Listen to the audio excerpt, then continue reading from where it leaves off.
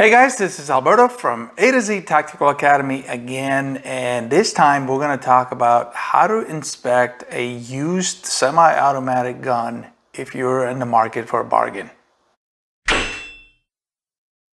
Continuing on that series of buying used guns, I'm going to talk about how to properly inspect a semi-automatic gun, a used gun, and make sure you don't buy something that doesn't work. Semi-automatics are more complicated than revolvers. I have my other video for revolver inspection, if you will, if you're looking for a revolver, a used revolver. I have a pair of guns, one that I actually bought myself used already, and I inspected it. I bought it at a consignment. It was a gun store, but it was in consignment. The other one I actually bought new, but it's the first gun I ever bought. That was years and years ago. That gun is probably close to 200,000 rounds.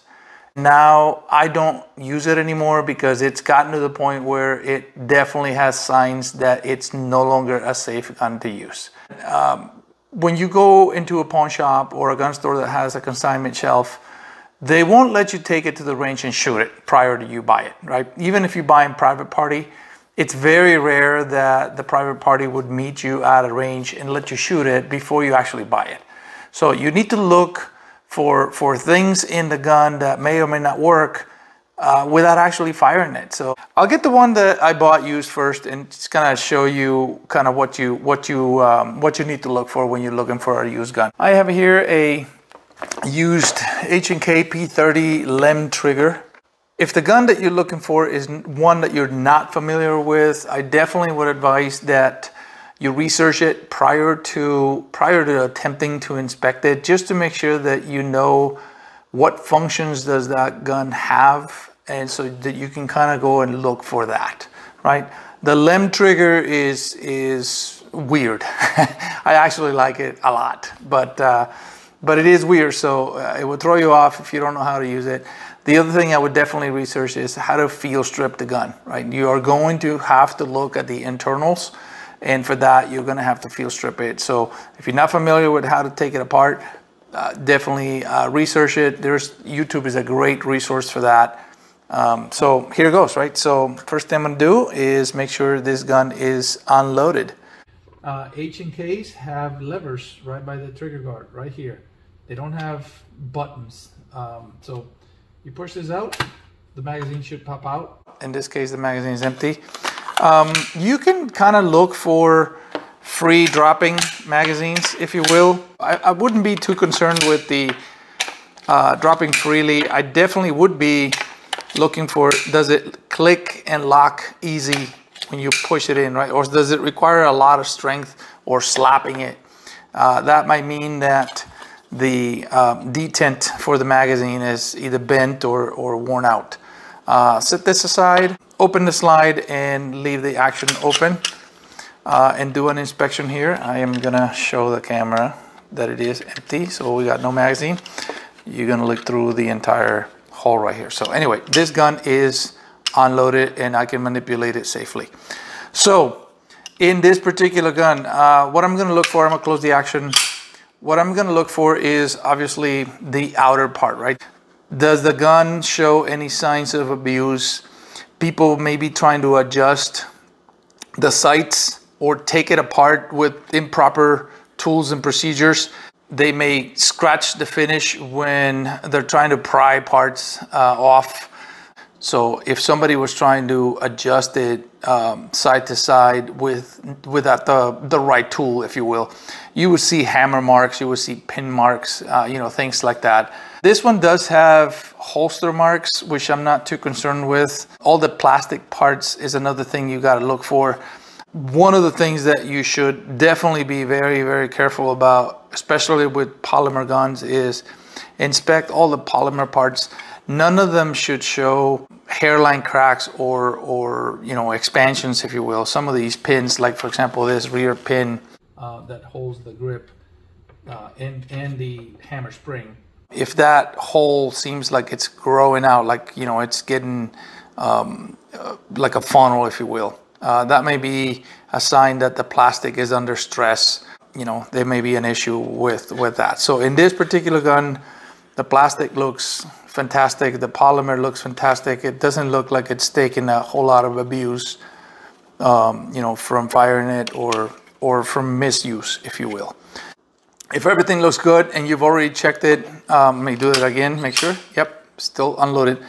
I would work the action, right? So I would push the trigger. This is LEM. So in the LEM trigger, there's almost no resistance until you hit the wall, at which point it fires. In single action, you can try a couple things here. This is a single action, double action gun, so you can actually fire it in double action. So I would do that a couple times. I would rack it and then try my LEM trigger.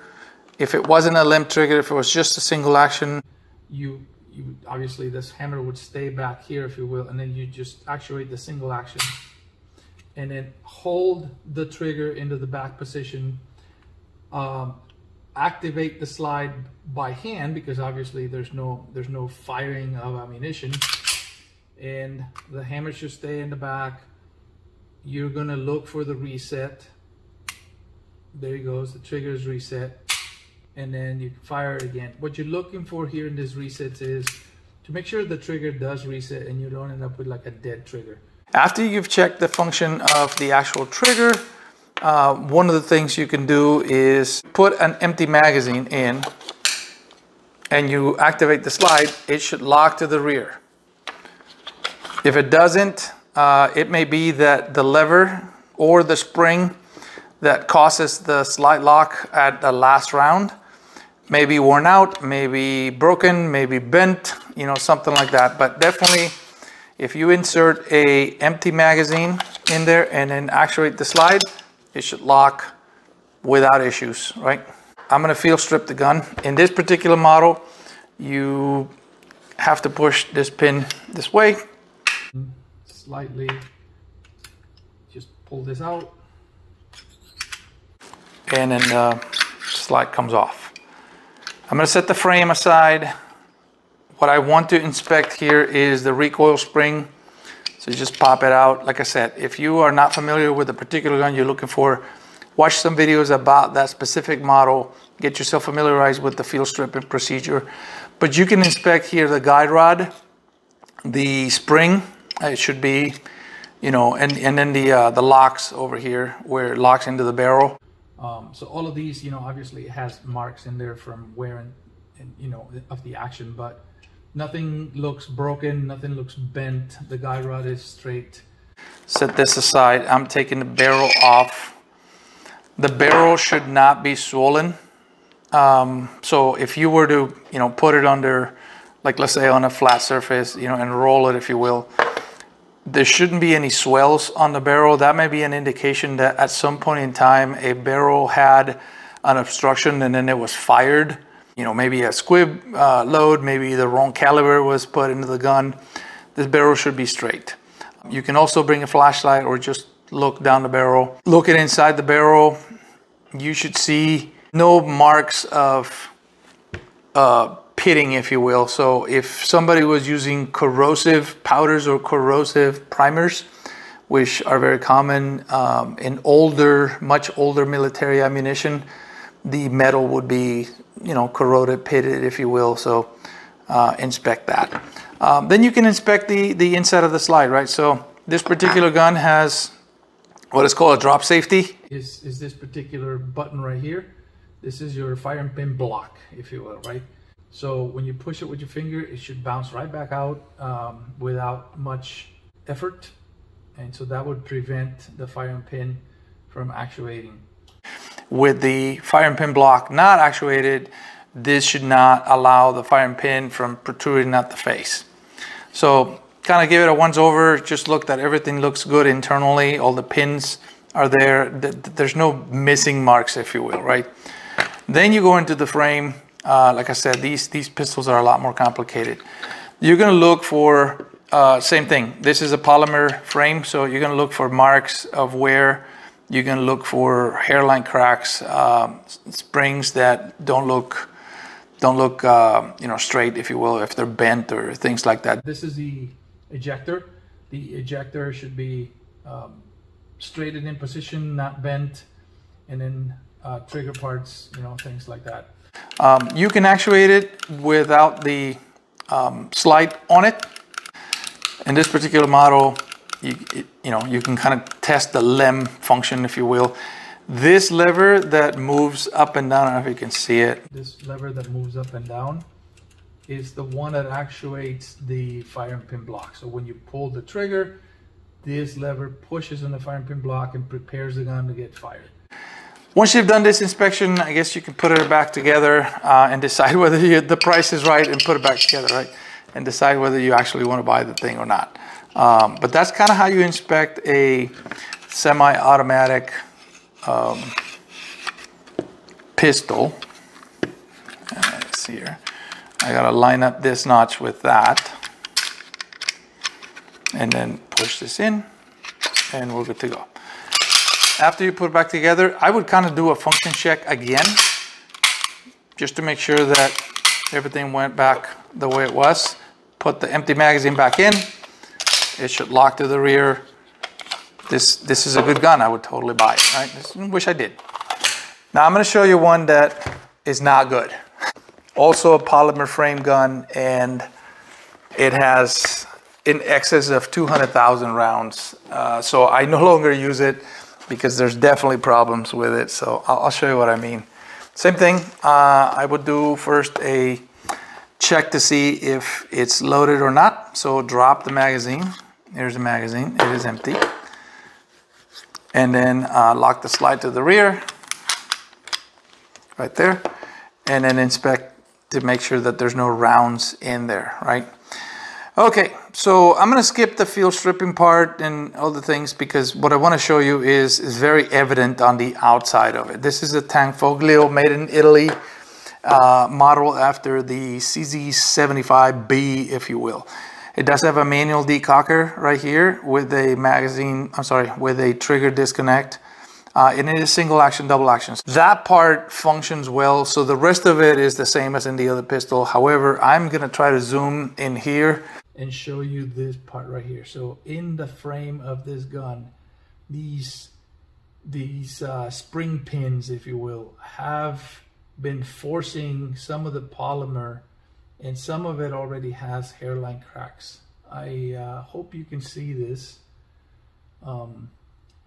But it's kind of showing everywhere, right? So here's a couple more, and you can kind of see the polymer here, right? In this one, which holds the trigger, is already swelling or mushrooming, if you will. So you can see here in this part of the polymer, this is no longer a round hole. It's kind of oval already.